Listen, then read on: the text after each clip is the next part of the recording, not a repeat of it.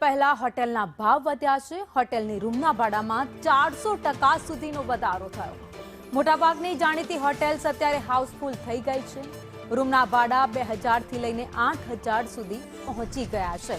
ભાવ વધી રહ્યા છે, જેના કારણે જે લોકો અન્ય રાજ્યોમાંથી અથવા તો અન્ય દેશમાંથી ભારત આવ્યા છે, ગુજરાત આવ્યા છે, એ લોકોને મુશ્કેલી પડી રહી છે।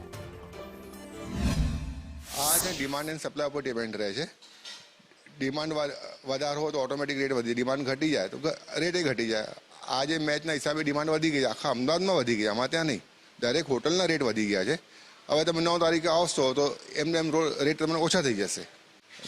एम जेम एरलाइन्स में तमे देखशो, आज एरलाइन्सना पर मैं पेपर में वाँच्युं छे, एरलाइन्सना पर भाव वधारी नाखे छे। मुंबई थी अमदावाद वधी गया है, दिल्ली थी अमदावाद वधी गया है। होटल में पण एवुं ज छे। आज पण होटल में आव्युं छे पेपर 15,000 થી 80,000 સુધીનો રેટ ચાલે છે।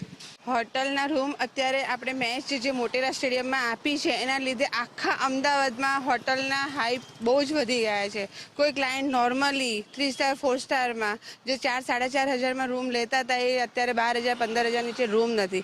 એનાથી નીચેની હોટલ જેમ કે આપણે મોટેરા એરિયાની વાત કરીએ તો મોટેરા એરિયામાં સાવ જે 1500-2000ની રૂમ હતી એ પણ આજે 7-7 હજાર 8-8 હજારમાં અવેલેબલ નથી મળતી। यहाँ पे हम लोग मैच देखने के लिए आए हैं, लेकिन यहाँ पे होटल वगैरह इतने महंगे हो गए हैं ना, तो रेंट मतलब होटल का रेंट अफोर्ड कर पाना हम लोगों के लिए बहुत मुश्किल है।